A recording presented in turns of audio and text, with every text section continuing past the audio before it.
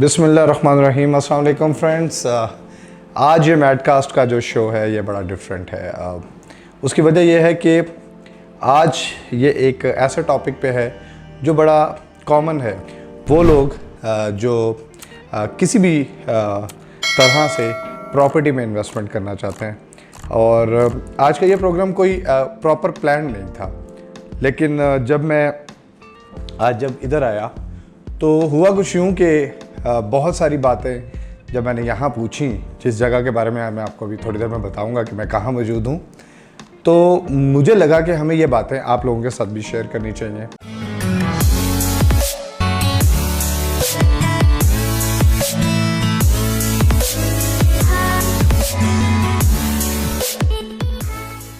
आज मैं मौजूद हूँ एक बहुत ही अच्छे इदारे में, जिस इदारे ने प्रॉपर्टी में पैसिफिक एशियन अवार्ड विन किया 2021। इसके अलावा जो इनकी वेबसाइट है वो सबसे ज़्यादा हाई ट्रैफिक वेबसाइट है, जहां लोग आते हैं, विज़िट करते हैं और अपने लिए मालूमात इकट्ठी करते हैं। जी हाँ, एक बहुत खूबसूरत इदारे imlak.com में, और मिलते हैं इस कंपनी के CEO, मेरे बड़े अच्छे भाई हैं, दोस्त हैं हमारे, जनाब कैप्टन शाहनवाज यकूब भट्टी साहब से। अस्सलाम वालेकुम सर। वालेकुम सलाम। Thank you very much Suraj for the nice introduction. और मैं कुछ थोड़ा सा ऐड करना चाहूँगा। ज़रूर। Basically we are a consultancy firm. Real estate के अंदर जो है, जब हमने इसमें कदम रखा तो हमें जो फीलिंग आई कि पाकिस्तान के अंदर रियल एस्टेट रेगुलेटेड नहीं है जी। और 2012 के अंदर हमने imlak.com, उस वक्त आपको पता होगा वेबसाइट्स पे और इस पे भी चीज़ें चेंज हो रही थी। ज़मीन.com को भी 4-5-6 साल हुए, तो ज़मीन.com was not also a very huge name at that time. तो जब हम इस फील्ड में आए तो वी रियलाइज के मार्केटिंग और सेल्स के तो चीज़ें हो रही हैं, there were lot of platforms. इसी तरह से एजेंट्स के और dealers obviously they offices were being operated, लेकिन कंसल्टेंसी जो एक बहुत मेजर फैक्टर है वो इस मार्केट में मिसिंग था, और अभी तक भी मैं समझता हूँ कि मिसिंग है। बिल्कुल सर, हमारे बहुत सारे लोगों का ये सवाल होता भी है, और मेरा भी ये सवाल था यकीनन, जब मैंने आज आपसे पूछा और आपने बड़ा अच्छा मुझे इसका आंसर दिया। मैं चाहता हूँ कि आप हमारी ऑडियंस को भी इसका जवाब दें कि सेल्स और कंसल्टेंसी में क्या फ़र्क है। अच्छा, ये एक बहुत बड़ी हम मिसअंडरस्टैंडिंग कर लेते हैं, और वो ये है कि जी के एक मैं एग्जांपल देता हूँ, कहते हैं घोड़ा घास से दोस्ती करेगा तो खाएगा क्या। अच्छा, for example if I am a sales person और आप मेरे पास आते हैं और मुझे कहते हैं कि मैंने ये पैसे हैं और मैंने कोई चीज़ ख़रीदनी है, तो मैं अगर आपको रोकूंगा उस चीज़ से तो उसमें मैं अपना नुकसान करूँगा, क्योंकि मुझे कमीशन नहीं मिलेगा। बिल्कुल बिल्कुल। सिमिलरली जब आप कोई चीज़ बेचने के लिए आप कहते हैं मेरे पास ये चीज़ मौजूद है, तो मेरा पहला जवाब ये होगा कि जी आप इस चीज़ को बेच दें, ठीक है, और उसके लिए मेरे पास कुछ रीजंस भी होंगे, ऐसा मैं निकाल लूँगा। मैं मार्केट के अंदर हूँ, I will be able to convince कि आज को बेच दें। इसमें फ़र्क ये है कि जनाब, क्योंकि मेरा कमीशन इस चीज़ के साथ लिंक्ड है कि आपकी मैं चीज़ बेचूंगा या आपकी चीज़ मैं ख़रीदूंगा तो फिर मुझे कमीशन। इसको डिफ्रेंशिएट करने के लिए वेस्टर्न वर्ल्ड के अंदर बेसिकली दो चीज़ें यूज़ होती हैं, एक एजेंट्स हैं, एक कंसल्टेंट्स हैं। कंसल्टेंट्स जो हैं वो टेक्निकली ब्रोकरेज का काम नहीं करते हैं, वो आपके एडवाइज़र होते हैं कि आपको बेचना चाहिए या ख़रीदना चाहिए इस वक्त पे, और उसकी वो एक फ़ी चार्ज करते हैं स्टैंडर्ड। ठीक है, उनका इंटरेस्ट इस चीज़ के ऊपर होता ही नहीं है कि आप आज सेल करेंगे तो उनको कुछ मिलेगा, या आप आज कुछ खरीदेंगे तो आपको कुछ मिलेगा।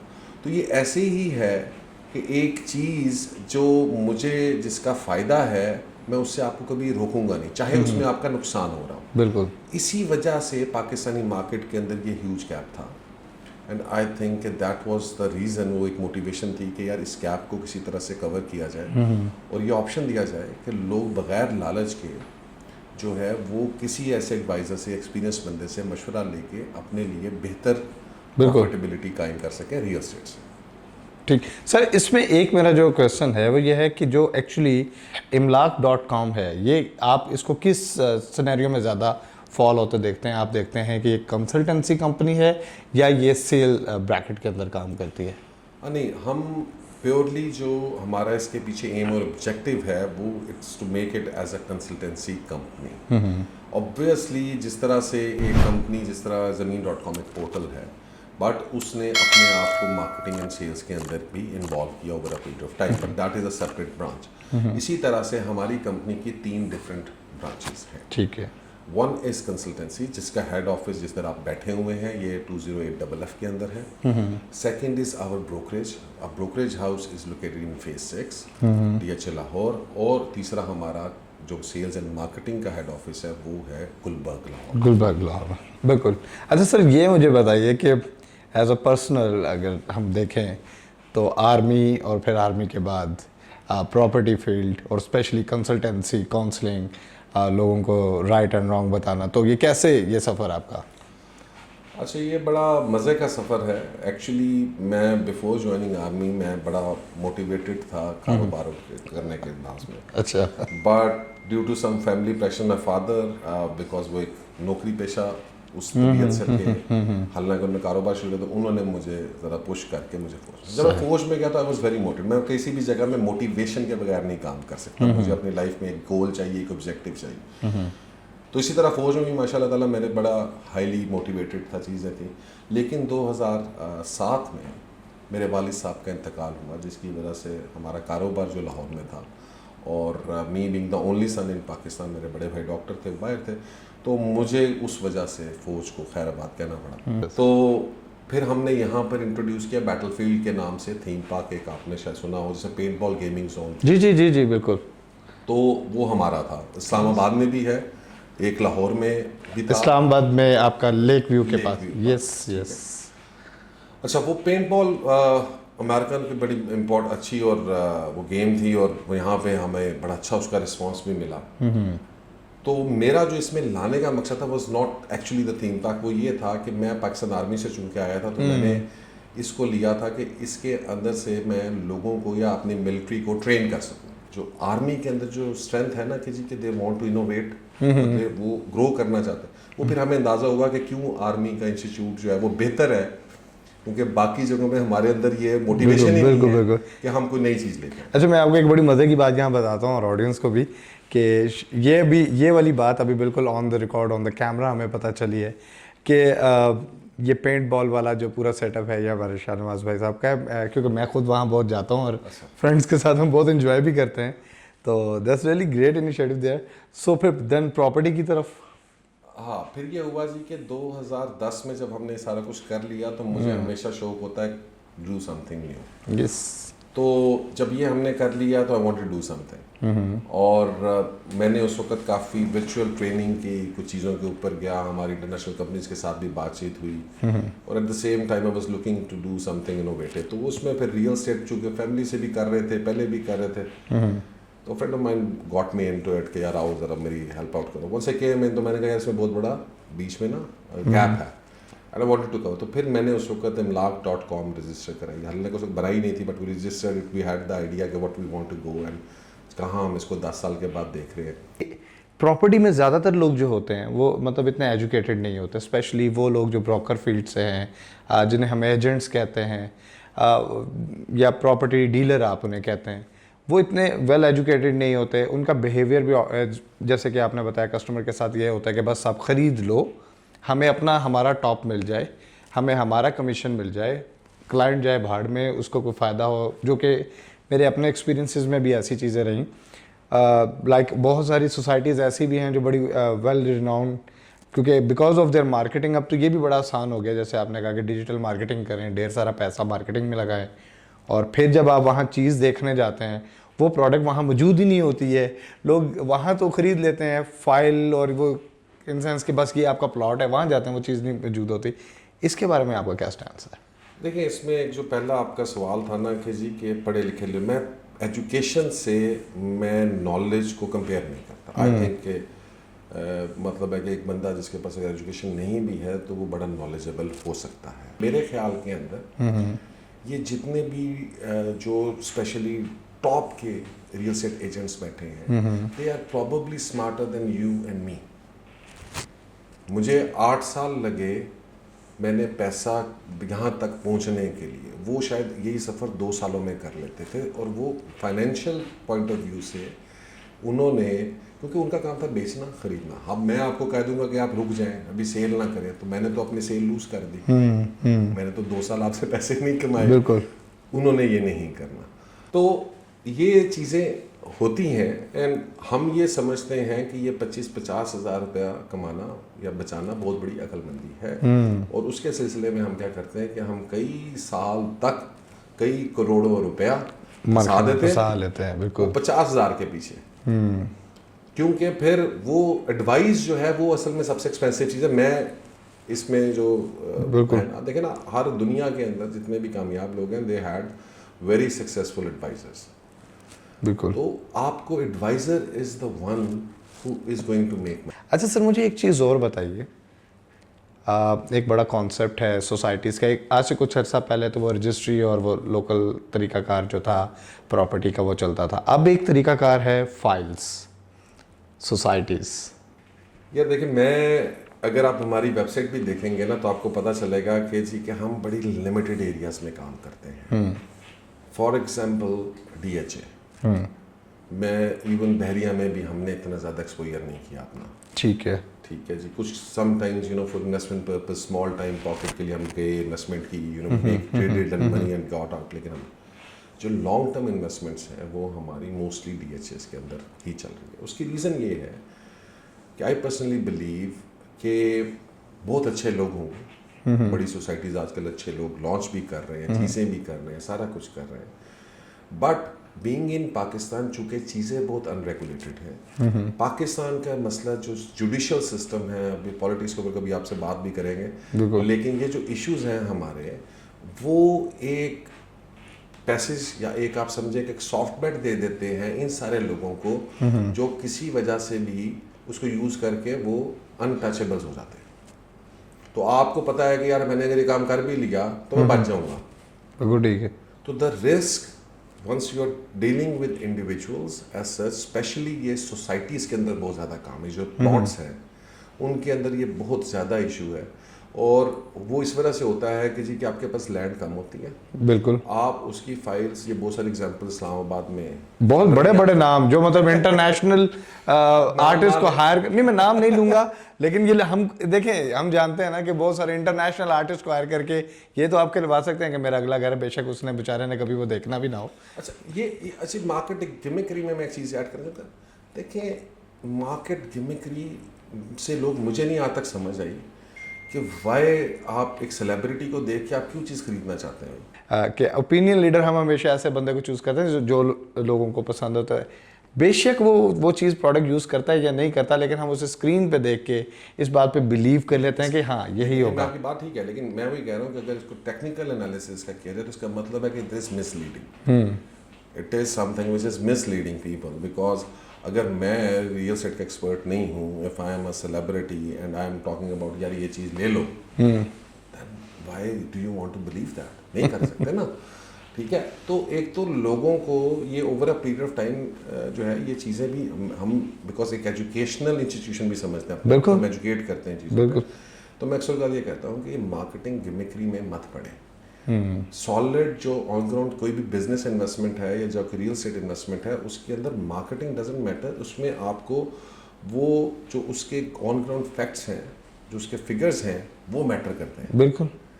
अच्छा सर, मुझे ये बताएं, अभी आपने बात की थी रेगुलेटरी अथॉरिटी ऐसी नहीं है जो इस बात को जज कर सके कि अपने प्रोमिसेस पूरे करेंगे, तो फिर ये एनओसीज किस चीज़ के देते हैं? ये एनओसीज क्या चीज़ है? असल में जी अथॉरिटी सिस्टम सारा कुछ है ना, लेकिन अथॉरिटीज और सिस्टम सारे करप्ट हैं। आप परमिशन लेने जाएं, आप जो मर्जी कर लें, हमने पीटीआई गवर्नमेंट से बड़ी अच्छी चीज़ें सुनी, सारा कुछ सुना, बट ऑब्वियसली उस सिस्टम को चेंज करने में वक्त लगेगा मेरा ख्याल है। और उसके ऊपर चेक एंड बैलेंसेस उस तरह से नहीं है।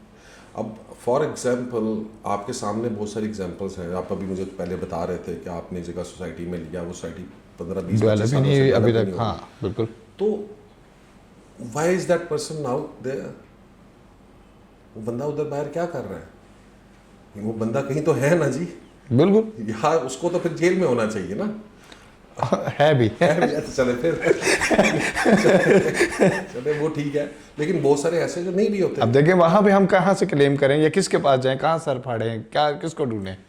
अच्छा, दूसरा ये है कि जी कि जब आप इन्वेस्टमेंट करते हैं, मैं इसलिए बात कहता हूँ कि जी कि चूंकि एज एन इंडिविजुअल पर्सन आपको रिसर्च नहीं होती और आपको ये पता नहीं होता कि जी कि कौन सा डेवलपर जो है वो अच्छा है, कौन सा डेवलपर जो है वो डिलीवर कर पाएगा या कौन सा डेवलपर डिलीवर नहीं कर पाएगा। तो आप मार्केट की हे से, मार्केट की हे से ये है कि जी कि आपने अगर 10 बंदों को कॉल किया, अगर 8 बंदों ने किसी चीज़ की फेवर में जवाब दे दिया तो आपने उसको सुन लिया और आपने उसको समझ लिया। बिल्कुल ठीक। अब ये ठीक है जी, 8 बंदे कह रहे हैं, but the point is majority is not always right. अगर मेजॉरिटी ठीक होती और मेजॉरिटी जो है वो सही फैसले और सही क्राउड, जिसको हम कहते हैं क्राउड जो मेंटालिटी है, वो अगर ठीक होती तो फिर 10% लोग पैसे ना बना रहे होते, 90% बना रहे होते, 10% लोग नुकसान कर रहे हैं। गवर्नमेंट ने बहुत सारे वादे किए हैं, स्पेशली रियल एस्टेट पे बहुत सारे वादे किए हैं। आपको क्या लगता है कि ये वादे वफा होंगे या ये वादे महज वादे रह जाएंगे? क्योंकि बाकी सारे जो हम एरियाज़ देख रहे हैं, बाकी सारी अगर हम बिजनेसेस देख रहे हैं तो उनका तो अभी कुछ समझ नहीं आ रही, लेकिन प्रॉपर्टी के ऊपर इस गवर्नमेंट का बहुत फोकस है। क्या लगता है आपको? अच्छा, मैं इसमें थोड़ा सा आपको बताऊं कि मैं बिसाइड्स मैं पॉलिटिकल एफिलिएशन और स्टाफ, ये अपनी जगह पे चीज़ें हैं। मेरे ख्याल में जो पीटीआई की गवर्नमेंट या जो हमारी प्रेजेंट गवर्नमेंट है, वो जो कुछ चीज़ों में ना they have the right direction उनकी ठीक है, बट उनके पास जो आप समझे ना एडवाइज़र, वो ठीक नहीं है। 2-3 अच्छी चीज़ें हैं जो कॉन्सेप्चुअली बहुत अच्छी हैं। एक उन्होंने जो रोशन डिजिटल अकाउंट के साथ अब लिंक कर दिए, एक्सपर्ट्स को बहुत फैसिलिटी है कि वो रियल एस्टेट खरीद सकते हैं। दूसरा जो उनकी नया हाउसिंग स्कीम, आई थिंक वो नीड ऑफ द डे थी। आपकी अमीरों को घर नहीं चाहिए, अमीरों के पास लाखों प्लॉट पड़ा अभी, बिल्कुल खाली पड़ा है। आप चले जाएं इधर से, हमारे लाहौर के अंदर 6, 7, 8, 9 लाख, 1.25 लाख प्लॉट खाली पड़े हैं, लेकिन गरीबों के पास घर नहीं है। तो वो जो इनिशिएटिव था वो एक्चुअली गरीबों के लिए। अब मैं दुआ यही करता हूँ कि ये ना हो कि वहाँ पे भी लोग जुआ लगाना शुरू कर दें। देखे ना यहाँ मार्केट में ना टोपी घूम लोग यार सस्ते कार बन रहे हैं, चीनो उन्हें गरीबा तो खरीदो, उससे फिर जनाब प्रीमियम बिल्ड करो। तो ये गवर्नमेंट को कोई स्कीम लानी चाहिए। अच्छा सर, ये बताइए कि imlak.com और बाकी पैरेलल मार्केट में क्या डिफरेंस है? सर डिफरेंस यही है सूरज भाई कि हम जो काम कर रहे हैं, हमने अपनी 3 लाइंस को डिफाइन किया है।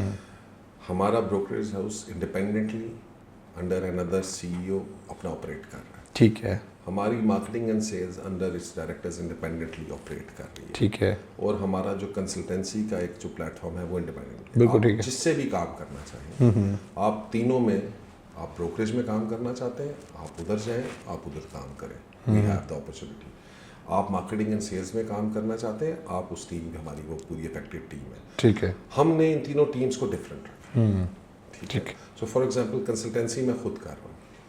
imlak.com के एक मुझे जैसे और बहुत सारी चीज़ें सरप्राइजेस के तौर पे यहाँ आके पता चली।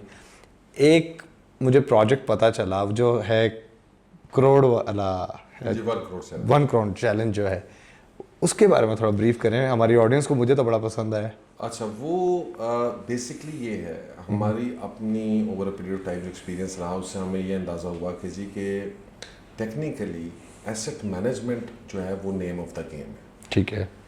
Right time to buy, right time to sell and make an exit and make profit. Pakistan market के अंदर प्रॉब्लम ये है कि जो बंदा पाकिस्तान में स्पेशली बैठा और फुल टाइम इन्वेस्टर है, उसको तो मार्केट का हर वक्त का पल्स का पता है, ठीक है, और वो अपने सही वक्त में इन्वेस्ट भी कर लेता है और सही वक्त पे वो एग्जिट भी ले लेता है, बिल्कुल ठीक है।